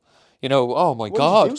Why did the head minister? Who's the Minister for Housing at the moment? Oh, Darragh O'Brien. But Darragh O'Brien, the Fianna Fáil guy. Yeah, okay, they're like, me. Oh yeah. It's terrible, isn't it? But we can't actually say it. What happened? Yeah. But you're like, well, you kind of created the policies that led to this. And actually, what you should be doing is you should be creating laws where it's just like, look, lads, all's fair in love and war. We're actually having a housing crisis. Yeah, you're not getting those houses. Yeah, there's 10,000 of our own civilians don't have anywhere to live. You're not having them. You just have to fuck off. Yeah. There's no money to be made out of this. And a very kind of simple thing, like, they're still just there, can't figure out how to build houses. They're just like, people need houses. Oh, it's a supply problem. We just fucking cannot conjure a solution to a supply problem. Build houses. They don't have the resources to build them. I heard Leo Varadkar talking yesterday, or read his quote, and he'd costed out the cost of a state-run housing program that was completely state-run, that was state-financed, right? And I didn't, like, I think it was in the Irish Times I'd read it, but there was some comment at the end that it would cost us this amount of money, so it would be the equivalent of another pandemic or another banking crisis, okay? And I suppose those two, I think that's really important, okay? Because before the banking crisis, before 2008, there was no way that Ireland could pay for a banking crisis. If you had asked Leo Varadkar, Fianna Fáil, Micheál Martin, any of them, if this happens, is there enough money in the state, or could we generate enough money in the state to pay for this bank bailout? They would have been like, no, like, of course there isn't. Sure, if there was, there's no way, because if they had said, yes, there is that much money, we would have said, we'll pump it into health, and pump it into education, and pump it into housing. But they would have been like, no, there isn't. We don't have that money. There isn't that money. Then the banking crisis happened. We found out that the banks had gambled all the money away, that they were in hock to other lenders for billions. And they were like, oh, we do. We actually do have that. We can get it off our friends in Europe. We do have it. Now, we will have to pay it back, but we actually can get it. So, boom, that's the banking crisis solved. So, we do. Now, we all had to suffer. Like, I know they made us suffer for it, but it was possible because there was a threat to the status quo and to the people who had lots of money. Yeah. So, suddenly it was possible. Roll around the coronavirus years later, and if you had of, before the coronavirus struck in January of last year and in March when Ireland shut down, if you had of a couple of months before that asked the politicians when they were running for a general election, could we finance a massive state-led housing build? Could we finance that? No, would have been the answer. No, there's no way to do it. No, we couldn't possibly do it. And if it was the same cost of what we have spent on the pandemic now, the answer would have been no, it's impossible. We don't have that much money. We can only spend it when we take in tax. We don't have that much money. And yet when the pandemic struck, we found it. It was there. So we do have the money. So the idea is but that they use it as, because there's no political capital in that. Then I suppose they're like, I think that Fine Gael, Fianna Fáil, Leo Varadkar, Simon Harris, Stephen Donnelly, Micheál Martin, I think they have used the coronavirus as a power play. But, and what it is as well, but the ECB, the European Central Bank, I've been reading loads about it trying to understand it, but the European Central Bank wouldn't lend money to national governments before, particularly during the austerity crisis, when Italy was going under, when Greece is in real trouble. The European Central Bank was like, well, we can't really do anything about that, because effectively it was the people with less in those countries who were suffering. Do you know what I mean? Yes. So in Ireland, when there's a housing crisis, at the end of the day, it is the people who with less who suffer. Yeah. You know, so there's the people with absolutely nothing, the people with less than that. Loads of money, there's no housing crisis. And then the people who are not rich, not poor, are able to eat food, but you know are working for somebody else's mortgage. But they're the ones suffering. Do you know? So it's the political will to address a problem that does not affect people who have plenty. And the coronavirus was going to affect people who have plenty. So the political will, European-wide, globally, was found to address the problem. Yes. The banking crisis was going to affect people who had plenty. Yeah. So the political and financial will was found to address it and solve it, or at least paper over it. There is no will, there's no political will or financial will in Europe, but in Ireland specifically, to address a problem that affects 10,000 of the poorest people in the country. Ultimately, we don't care. And that's ultimately it. And everybody, like, I'm sure when they walk along the road and they walk by the guy sleeping outside the Disney shop, will rummage in their pocket, not everybody, but some people will rummage in their pocket and throw money down and feel a bit better as they walk away. But if those people still vote for Fianna Fáil, if they still vote for Fine Gael, if they still vote for people whose policies ensure that that person will never, ever have housing first, or this family will never have cost rental, well then there's no point. Like, there is no point in going, I feel really sorry for that person, but we're just going to continue the way we're going. You know, like, we need to, at a very first instance, that housing first policy, that idea that, yes, this person has mental health issues and this person has addiction issues, like, the policy has always been, well, we have to fix them first and then let's provide housing. No, like, give them a house. You cannot fix somebody's mental health issues when they're lying on the side of the road. Of course. You can't fix somebody's addiction issues when they have nowhere to go and they don't know if they can go even to a hostel tomorrow. They have to get out and ring in again. You know, surely the system then is toxic. The system is incredibly toxic. It's poisonous. Yeah, no, it is. It is incredibly toxic. Money and power. And it pits us against each other. What time is it? I don't know.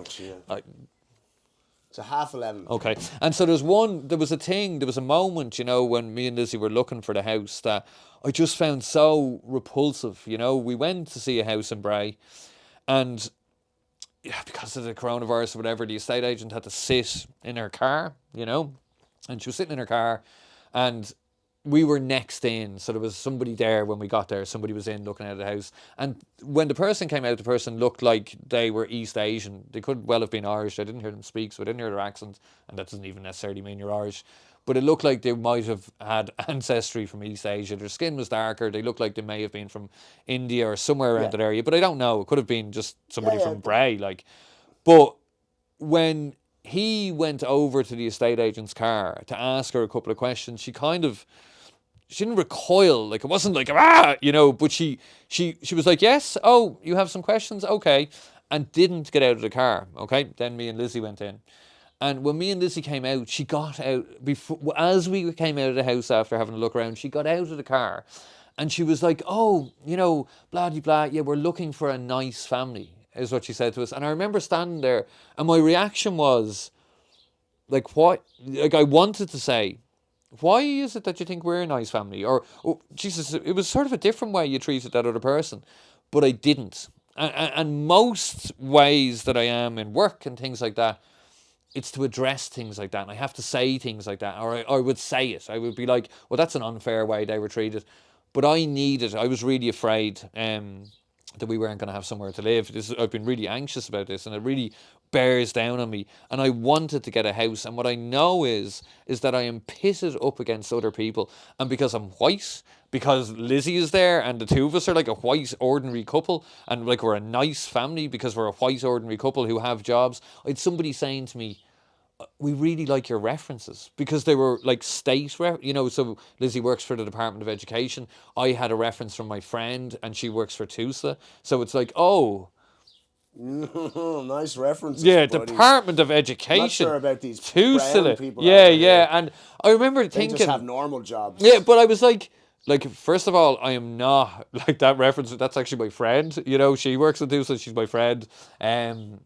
You know, and so it isn't Tusa. Lizzie working in the Department of Education. If you knew the journey for us trying to cobble together like jobs and to stay in them, if you like, we are not that nice family. But I'm fucking going to slide in there and use it. Do you know?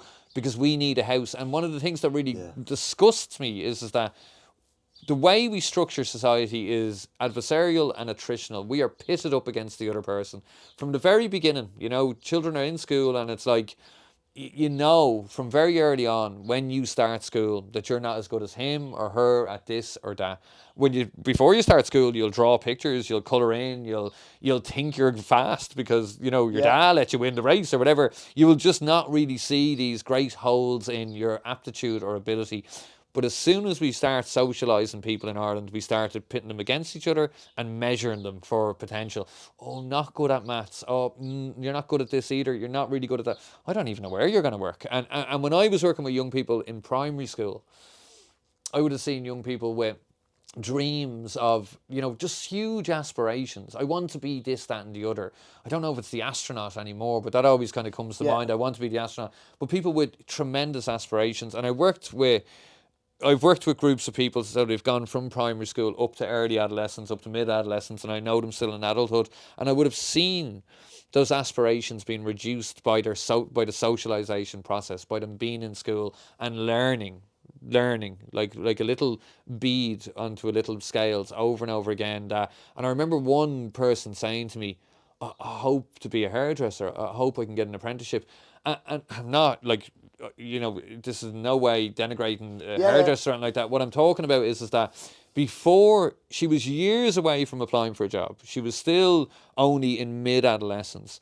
But it had taken that long to destroy these wild aspirations. She was like hoping, you know, maybe I'll be able to cut hair. She had started off wanting maybe the amount of things I might do. I want to go here, there and everywhere. It's going to be so new and exciting. And through the education system, through her exposure to Irish society and Irish culture, she learned about herself that if she was lucky, she might be able to get an apprenticeship. And I suppose I just think it's that we value humans and we value culturally those people with more, and more is only measured on more money, and so then we value banking over addiction counsellors. We value, you know, we value teachers less than we do financial advisors. We value, and should obviously be the other way. Well, we saw now when everything shut down, didn't we? Where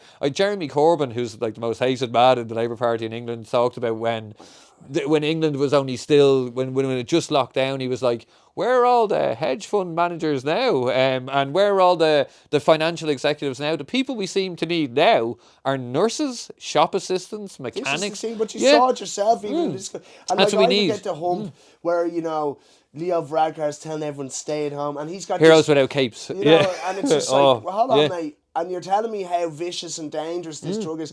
I have to go to work every day. I go to a building and I work with like 10 other people from 10 other households. We make food and deliver it to hundreds of households across 2 counties. What fucking planet? What will I do? What are you talking about? But it was that, and you see now from all of their speeches that there were heroes without capes and shop assistants were frontline workers and where too. was that piece of shit? Yeah. When they asked them, the nurses said, during the nursing strikes, whatever, in 2018, I think they were like, why don't you come down and do a shift, mate? And he's like, oh, no, blah, blah, blah. And as soon as it becomes politically advantageous, he volunteers. And just to hammer home on a point you made about being pitted against each other, Emma Kerwin makes a really fucking interesting point a few years ago on the Late Late Show. He started going, Leo Varadkar is where he is today because he created a system that pitted the most vulnerable members of society against each other, and he did that. And we're talking about the social welfare fraud, and he did that for political capital. And why didn't he set up a fraud hotline Yeah. for the white collar Oh, criminals yeah, that yeah. destroyed this country, and we're Yeah. totally let off the hook. But that is the thing. We are always told, like, if you kind of listen to the messaging. So again, and I know I talked about at the start, the hordes of young people, who are going to get us, and then you will it's the insurance fraudster, or it's the social welfare fraudster, and you will hear that'll fit into the news always. Somebody has been caught with social welfare fraud. Somebody is doing this, that, and the other, as if those are the people with so little. And you know that narrative, the homeless person on the street was picked up by a BMW. That bullshit narrative that is out there in the ether, that actually those people have loads. Yes. And you in your panic They're room. your enemy. Yeah, yeah. Like, it's just like, hold on. The person who creates the policy Yeah. with the actual loads of money is my actual enemy. But if you're looking for who's taking your money, it's the lad in the mansion. Yeah. He has your money. He also has your consultant. You never had it. Yeah, He's yeah, had it from the yeah. beginning. It's not that anyone's frauding you out of it. We just gave it all to Totally. them, and they're in their panic room.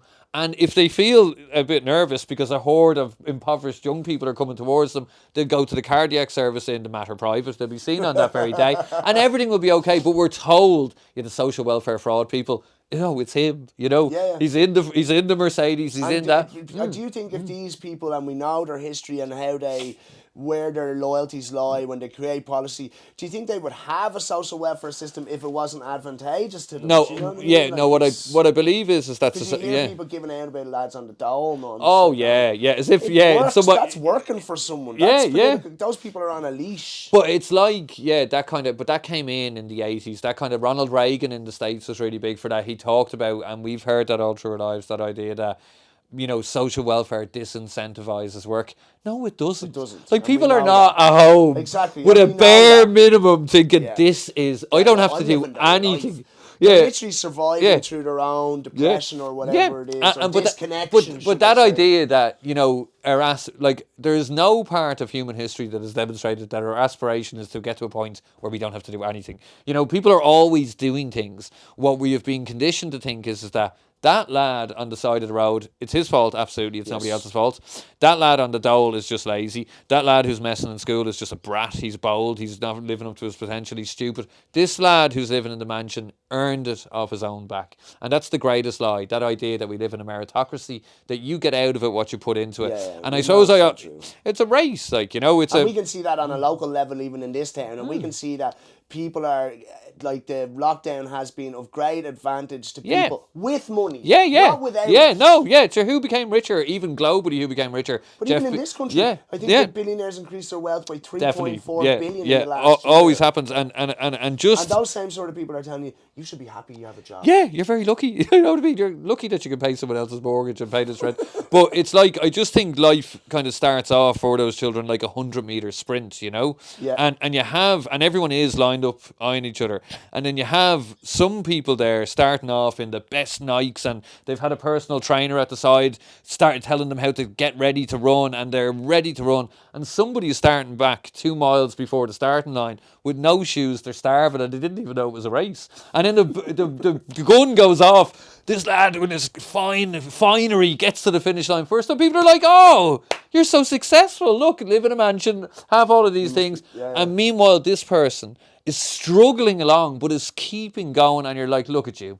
Look how little you've done. You are an extremely lazy person. But then it's- You've never tried." So it's the people, because obviously a lot of the people who create policy then are these people who got the 100-meter sprint, the training and all. Yeah, well, like of course if we they go did. and look Yeah, at our political leaders, you know, that's the environment that they came out Yeah. of. Certainly Leo Varadkar, we know this 100%. Yeah, Leo, Simon Coveney as well. But it's more, it's as well, it is just that idea, because But then if they are the people whose environment has created that policy, like, the way they get the Piers Gaveston and the Bullingdon Club and this sort of thing in England, because they know that these guys are going to go on to become these great leaders, and it's sort of then they can employ some sort of sociopathic disconnect to the working classes. But then, like Leo with his hotline for the social welfare frauds, you're just actually deflecting from the fact that you're the criminal. It just, there's... Like, And society is a cake, It's one big cake served over and over again. So there's an amount. Like, there isn't... like an unlimited amount of resources in society, Yes. but our society is a cake. It's popped out, and in order for some people to continue to have 2 slices with every serving, someone has to have crumbs. That's good. You know? Like one thing I've started hearing, wherever you see wealth, you're actually seeing deficits. Yeah. Somebody doesn't have it. Yeah. And so when you're walking by somebody on the side of the road, it isn't the normal person in their normal house, in the normal estate that has their stuff. It isn't them that has their stuff. It's the person in Dalkey. It's the person in Killiney in their mansion with their swimming pool and their panic room. That's who has their stuff. Do you know what I mean? And it's just very simple. If you got 10 children into a room and there was a birthday cake and you sliced it up and if I gave you 3 slices and I went, you can have crumbs, every child would go, no. That's ridiculous. No, he's going to have 3 slices. You 2, you 3 can have crumbs. And you all get a slice. Yeah, and you all get a slice each, but he needs 3 slices, you know. So every child in the room, even the child getting the 3 slices as a child, would say no, thank you. Yeah, I agree. I actually don't want to look at those people looking at me. Yeah, you know what I mean? They also understand that that's just unfair. It's ridiculous. It's unequal. Yeah, and like my own kid would be like that. Why would we'll all have a slice? It'll be a laugh. It's cake. You know what I mean? It'll be a great laugh together. But we have contrived to create a system in Ireland whereby somebody keeps getting 3 slices. But it's not only in Ireland. It's globally. No, it's global. It is globally, and we. Because I always say there's only one divide now, lads. Yeah. And it's not black white. It's not gay straight. Money. It's not. It's money. Yeah. It's have and have not. Yeah, and it is globally, but it is, I suppose, it's just that thing now. We're going to hear very, very soon when the pandemic recedes how, well, we would love to build houses, but we just can't. Or we would love to pay people more in the social welfare, but we just can't. Or we would love to deal with this, we just can't. Even you take that attitude of, sure, aren't you lucky to have a job? Yeah. You can transpose that onto the financial rack and ruin that is going to come from this situation. There's no getting away from that. The cuts are coming. And it's just like, when you look at that attitude, I look at it and I mention it because I did like my own little podcast on my own last night.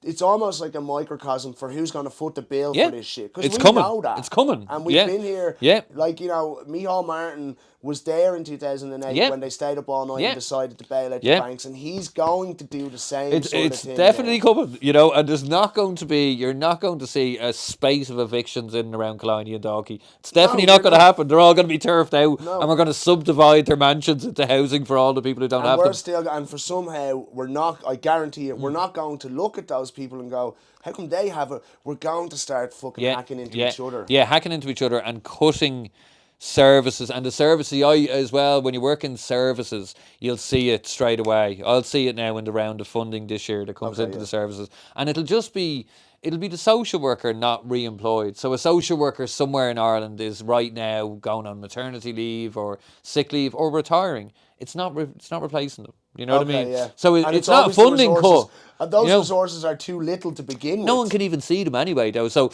like, I know that, like, you just don't replace the social worker. You just cut back on this administrator. You just don't, so we just will. And the lads still get their 10%, though. But it's cuts that can't even be seen, you know. And it's like, I suppose. Why aren't the cuts? My argument always is that, like, why aren't you taking the cut? Yeah. Why aren't the highest members of society, why aren't the people elected to govern and protect us taking a cut on their inflated wages? And it is just redistribution. And David McWilliams has been writing in the Irish Times every week about how the ECB, the European Central Bank, is now giving out money with zero interest. Yes. So it is possible. It's given out with zero interest. So get it on a 100-year loan. Now, David McWilliams is an economist. I'm not. I know nothing about it. But he says it is possible. Yeah, I've heard him say something alright. I've heard him say that about the ECB are giving 0% loans. Get the money, build the houses, sort out the problem, do it now. And then when you listen to Pascal Donoghue, he's like, it's just sort of impossible. But your Pascal Donoghue, like Piers Doherty, because you touched on it there with the insurance companies, we were told for years that your insurance is going through the roof because of fraudulent people. Yeah. And Piers Doherty got all those insurance companies in the room. Have you seen that video? No. He gets them all in a room, Liberty, AXA, all of them, about 5 or 6 of them,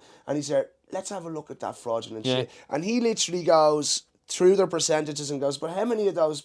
There's no fraudulence out there. There's no insurance I know fraud. It's the fraud man that's getting so if Piers Doherty, who's not even Minister for Finance, has the power to sort of does that, and everyone's insurance has gone down in the last year again. Yeah. Why the fuck then does the likes of Pascal Donahue, who's the actual Minister Yeah. for Finance and knows that this shit is going on, identify and sort it out, because and then transpose that negligence on his part to this situation, and you're going to get fucked. Yeah, but it is, I suppose, ultimately it is, I suppose, when a group of people are getting the 3 slices of cake so often, they begin to believe, I think it's that kind of distance. Do they think everyone's getting 3 slices No, of cake? I think they begin to believe, well, if I'm getting this cake, I've earned it and I deserve it, and not only that I'm going to keep it because I've become accustomed to it, and I really do think that it's just, and I don't really have to believe that I have his cake. I don't have to believe that. I can believe that if he worked as hard as me, he would also have it. And I suppose that the only way that's possible is if there is an unlimited amount of resources. And if one thing that we accept is that there's only a finite amount. There's only so much. Do you know what I mean? It's like there's only so much potential to build houses in a year. I do accept that. But it is like there was houses up in Enniskerry built there on land that Powerscourt family sold up on the hill in Enniskerry. Okay, yeah. Like I saw one of them. Lizzie swears this isn't true, but I saw one of them being advertised on Daft. It's up at Redwood for 2.3 million. So these were just 9 houses that were built for millions, that way, but they're sold. People bought them. Like, there people can't get, like, why were these houses built? Why was it these ones? Why didn't they look at houses that would just be normal, that people could just live in? They talk about the idea, like, that an affordable house in Ireland, the affordable housing programme in Dublin, wasn't it something like 500,000? Some of the affordable houses would be in Dublin. That's €500,000. Yeah, who is it affordable to? What are you talking about? Money. There's apartments in Dublin City, and I was talking to somebody who grew up in the inner city the other day, and she was talking about the idea that, the idea that then around the Docklands, then around that area, that was so impoverished, the idea that there are 1-bedroom apartments being rented for $3,000 a month now, how that happened so quickly that, Google came in and Facebook came in, so now nobody can live there anymore except for millionaires. Like, how we allowed this to happen, and at the same time, felt grateful for being able to get up in the morning and go to work. Like, it's just... It's horrendous. It's a very strange juxtaposition, all right. And then, is there a solution for it, and what is that solution? I don't know. I don't know. I suppose. Well, I think, like, broadly, kind of neoliberal economics, that kind of idea of neoliberal economics, that we have to live in an extractionist society that is always looking to take more, and in order to do that, we have to continually generate more profits. Like, companies are based on the idea of continuous growth. So you'll hear about Netflix. If Netflix doesn't take on new users next month, it's a problem. So it's not that they're generating this amount of money, it's that it has to keep growing. Yes. So neoliberalism is based on that idea of continuous growth, keeps getting bigger and bigger, or there's a problem. And in order to get bigger and bigger, it has to extract more and more. It has to take more and more into it. And I suppose it's that idea that we can't actually live in an extractionist way. We can't keep taking coal out of the ground. We can't keep taking oil out of the ground. And we can't keep trying to grow companies who sell things that people don't need back to them. Do you know what I mean? Yeah, we can't do that. Like, everything that's ever been sold to you. And like you said, there's only so much. Like, eventually you're going to reach critical mass. Yeah. And it's just like, these people who are buying shit will have bought everything and have no money. Yeah. And these people who just are...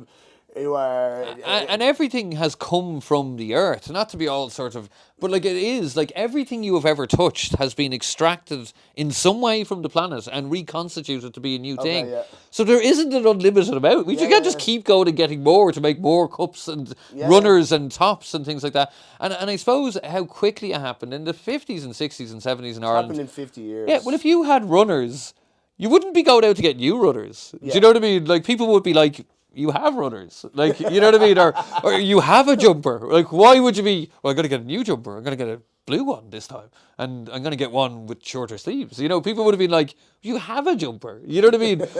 like it's on you. You know what I mean? So I would love if that's the way it was. But we do if we don't find that way. And I suppose when you see people, and poor old Christa Berg, but he did not need that mansion. Like, that could have been like, he could have lived very comfortably in like a 5-bedroom house, Yes. And I know Lady in Red is a very good song, but at the same time, do you need all of that? Like, does any family need all of that? And when I suppose for me, when I worked with young people, and I'll have to leave it at that point, I'll have to go, but when I worked with young people in Bray, young lads in Bray who grew up in the same estates that I grew up in Fassarona. I used to do one of the little outings that I used to do was I used to go, I used to bring them out to Killiney, to walk along past the houses, because I used to be like, this is where it like it isn't normal. When you're in your housing estate and there's like, you know, there's no money to clean the roads. There's never a council worker around. There's no bins. That mattress has been there for like 5 years and it's decomposed into springs. That's not what the place looks like out here. And if you go out and look at these big, huge houses, and then I would draw them this diagram of how it is the people at the top who live in those houses, and it is the people at the top who earn multiples of everybody else's income. And they earn, like, I think the highest rate of pay for law, it's like solicitors and doctors and so on, actually come from medical cards and free legal aid. So, like, the medical system generates more money from the medical card system. I've seen that in the courthouse as well. But they actually make, so that consultant, the consultant doctor who's seen the person on private insurance first, there is actually more money in the medical card. There's more money generated through the health system in the medical card. So in any other system that I can think of, where the more money is, the better service goes. Do you know that way? Yeah. So if you had more money to stay in a hotel, if you stayed in whatever the Periscourt Hotel, it's 5-star, because it costs more money, there's more money being generated with better service than you stayed in a 1-star. Yes. The private medical insurance part of the health system is actually the smallest part in terms of the generation of funds. But the individuals are paying themselves and the doctors get paid more out of it because it happens quicker. The medical card system and the public-private, the kind of mix where most people go and get their healthcare, that's actually where most of the money is, and it has the least important services. So that's insane, isn't it? Yeah, it is insane. And similarly, the people, the judges... People, obviously then the people, policymakers know that. Yeah. Of course they do. And they also know that all you would have to do is go, look, if you're working in the matter private, you can't work here as well. You're just not allowed to do it. You know what I mean? Yeah. We're not going to employ you to work there and here. Like, fuck off. Do you know what I mean? Like, so we're not going to pay your wages. And obviously, in terms of public schools, we have public schools in Ireland, we have private schools in Ireland. Private schools are doing better, and the state pays the teachers' wages, and they get the exact same amount of state funding as the public schools. Why? What? So we have private schools and public schools, but the state pays the same amount of funding to the private schools as it does to the public schools. Really? Yeah, we pay their teachers' wages. We pay everything in there. We resource everything to the same extent as the public schools. Why? Like, there's no need. But then the rich people can just come along and go, they pay extra. We pay more, That is fucking... What's the point? Totally mental. So there's no point in any of these systems. Like, so you do have... So the But surely the point is that we know that we're looking after ours. Yeah. This is we're setting this is how it works. Up, so we will be looked after and catered to better. And so the maths teacher in St. Gerard's private school is being paid by the state the same way as the maths teacher in St. Killian's. And it's been subsidised then by fees. Yeah. Because they obviously get paid more. I don't know how the teachers get paid more, but I do know their facilities, the size of their classes, because they can hire more teachers. So the size of their classes will be smaller. The level of tuition will be smaller. The level of resources that they'll have will be smaller. They can definitely pick and choose the teacher that applies for it. They can definitely resource the building more. And it does make a difference in the environment as well. If me and you walked up to St. Gerard's and walked around, I'd say we'd be like, can we go to school here, please? Yes, like, this is lovely, you know? Lovely, and you would feel good. Like a real human being. Look at this. You really want to teach me this maths. You know that way. The grounds are lovely. We'll have a nice... And I guarantee you, if we were paying 30 grand annually for our children to attend that school, when they brought us in for a parent-teacher meeting, the conversation would be very different. What do you mean he isn't getting an A in maths? You'd be saying it wouldn't. Whereas now, a client of yours. Whereas now, when you go into school, they're like, doesn't get an A. You know, your child isn't doing well. There's some deficit here. There's a problem. But you would be going in, going, excuse me, teaching staff. You know, we paid 30 grand this year. We want this. Get your shit together. You know, do it properly.